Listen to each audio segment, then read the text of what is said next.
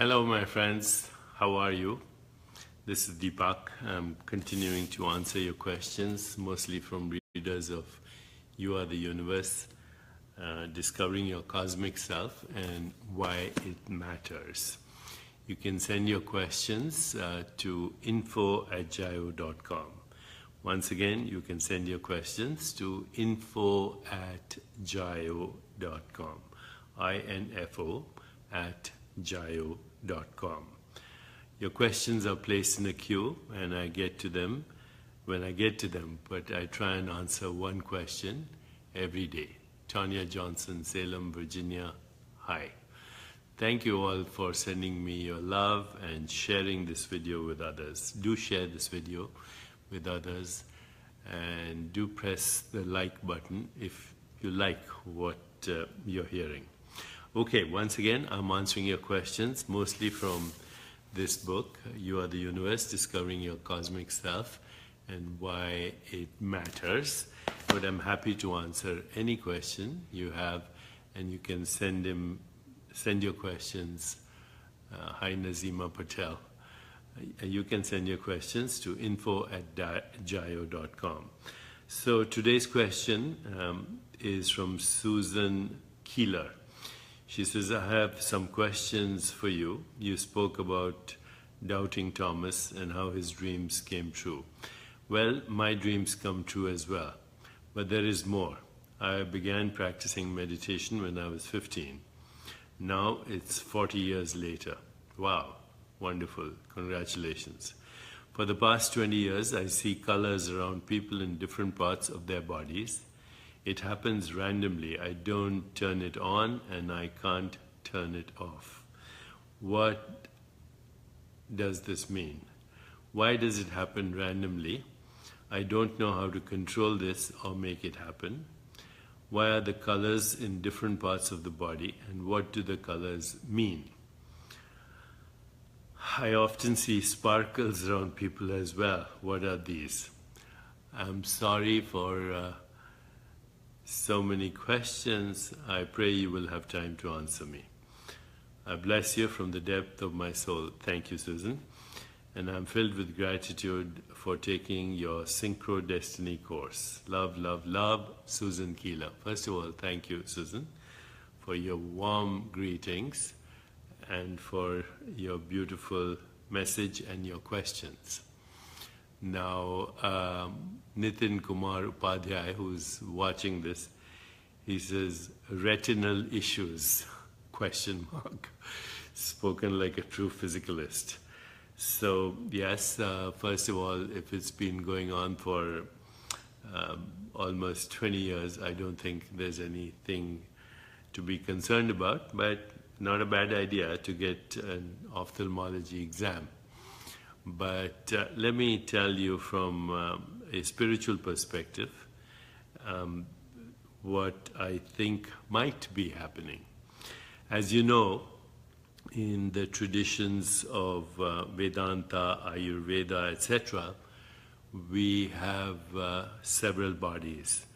We have a physical body, this one, material.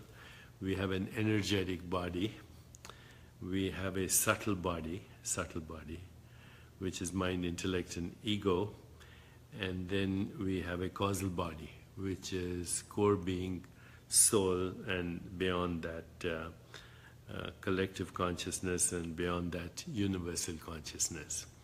Also, in the traditions of Ayurveda and these wisdom traditions of India Vedanta, there is the whole idea of chakras.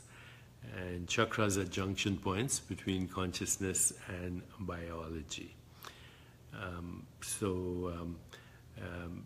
The root chakra is red. It reflects passion, survival, etc.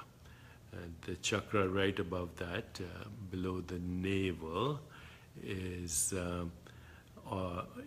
orange, and it reflects creativity, sexual energy, and expression of both spiritual and sexual energy. The chakra above that, in the region of the epigastrium, is yellow, reflects stability and being grounded. The chakra above that in the heart is green, represents love, compassion, joy, empathy. The chakra here is blue from here, also expresses creative expression and speech and getting to higher consciousness. The chakra here is indigo, represents insight, intuition, and imagination. And the crown chakra, which is right here, represents infinity, immortality, non-limitation, eternity, holiness, enlightenment. And it is, this chakra is indigo. So these are basically also the seven colors of the rainbow. They are the spectrum of light. They represent the energetic principles. In this wisdom tradition of Vedanta and Ayurveda, the tendencies of consciousness as they turn and transform themselves into biological expression. Also, there is a concept that you may be familiar with, and that is synesthesia, where people can taste colors and even hear them. They can turn or have the experience of sound turn into sparkles and colors and energetic forms, etc. So what I would say from the traditional point of view that you are experiencing is both the vital energy body and the subtle body, and that this is going more in the direction of energy and then ultimately in the direction of pure consciousness, which is your fundamental state of being. So the fact that this has been happening for 20 years with meditation, and that your dreams are also precognitive, is Joanne Cooper says she smells color 9. There you are, that is synesthesia. Adria Ramasi says synesthesia, and Oliver Sacks. Rachel Kerr says, I have synesthesia, I see numbers in colors. So there you are. Everybody's having these experiences, at least on this conversation. There are so many people having experiences. So thanks for your comments, and thanks for your sharing, and thanks for also sending me your messages. So coming back to Susan, I think you're getting in contact with your energetic body, with your subtle body, and moving in the direction of your non-local being, which is fundamental reality, your soul, your spirit, however you want to phrase that. And this is a great sign, especially also because your dreams are precognitive, and therefore that suggests both synchronicity and also navigating in the non-local domain. So congratulations, you're getting closer to truth or fundamental reality. But there's another side to this, Susan, and that is what I'm going to come to after 15 seconds. So please wait for 15 seconds, share this video, send me your comments, and I'll be back in 15 seconds. Thank you.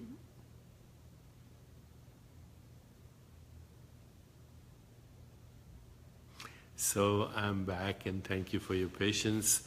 This 15-second break allows me, by the way, to bring this programming to you daily and free of charge. Ramananda Dikshit, you're back here. Good for you, sir. Okay, so now let's go back to a deeper understanding. After everything I've said, what is the deeper understanding? Lisa Shortbull, that's a Kachina doll. Yes, it is, in the background, right there. That's a Kachina doll. It's a shaman, actually. Okay, so let's go to the deeper understanding. Fundamental reality, which is who you are, who I am. The fundamental reality, the source of all there is, all there was, all that will be. Fundamental reality is formless, timeless, dimensionless, without cause, infinite possibilities, inconceivable, beyond all perception, non-perceptualizable, non-imaginable, and the source of all that is. This fundamental reality expresses itself in the form of evanescent fluctuations. The evanescent fluctuations of the formless appear as form and phenomena. So what are these evanescent fluctuations of the formless? Well, they are in the form of thoughts. See how thoughts are evanescent. They come and they go. Also, the fluctuations are emotions. Emotions or feelings are like excitations. They come and they go. They are also sensations, evanescent. No sensation can be held on to. They also occur as perceptions. So the excitations or the fluctuations of the formless being that we are appear as sensations, images, feelings, thoughts, sense perceptions. These are all excitations or fluctuations of formless being, which is of the nature of awareness. Now, these fluctuations are ungraspable. There is no way to grasp a thought. There is no way to grasp what has already happened. There is no way to grasp the future which is not yet. But there is no way to grasp any experience because it subsides as soon as it arises. But as human beings, what we do is we take these experiences in the form of thoughts and feelings and images, which we call mind, and then sensations and perceptions, which we call body and universe, because all there is to the body and the universe is these constantly arising, evanescent perceptions and sensations. But as human beings, we create a story. And the first story is there is a mind, there is a body, and there is a universe. And then, depending on how we experience these entities, the physical, subtle, causal body stories, around evanescent experience, this gives continuity to the story. And so it creates systems of thought. And meanwhile, James Christian says, I feel color and I can touch color. Wow. She feels color and can touch color. Okay, so so many stories, right? Based on experience, right? And so these stories have been told throughout the ages. Mythical stories, religious stories, theological stories, scientific stories, so models of reality based on fundamental experience, which is fluctuations of being or formless as form and phenomena. All stories are models of reality. They are not reality. All stories are models of reality. They are non-reality. Everyone has a story. Everybody believes their story. Everybody thinks their story is true. So we can say all stories are equally true. But may I go a little beyond that? And that is, all stories are also equally untrue. All stories are equally untrue. The only true reality is being, formless being. That which cannot be perceived but makes perception possible. That which cannot be conceived but makes concepts possible. That which is without story but can create stories. That is you. You are nothing conceivable or perceivable or imaginable. But without you, there would be no experience in the form of concepts, perceptions, imaginations. So, what is truth? Truth is that which is left when divested of all stories. That which is left when divested of all stories. And then the freedom from there to create any story that you want. And if you get enough people to believe your story, then that'll become everybody's reality. But don't be bamboozled by stories. Just know that you are the storyteller. And there are infinite stories to tell. Infinite stories to tell. Right now, for humanity, we need a new story. We really need a new story because the old story is going to cause our extinction.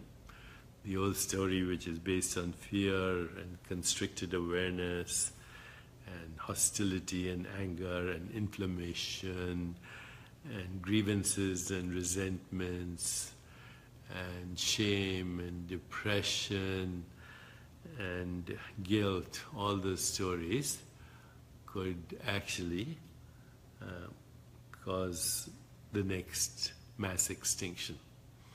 So let us tell a new story, because everyday reality is our story. Let's tell a new story, a story of peace, a story of joy, a story of love, a story of social and economic justice, a story of liberation, a story of empathy and compassion, a story that reflects more truth, goodness, harmony, and love as the ultimate truth.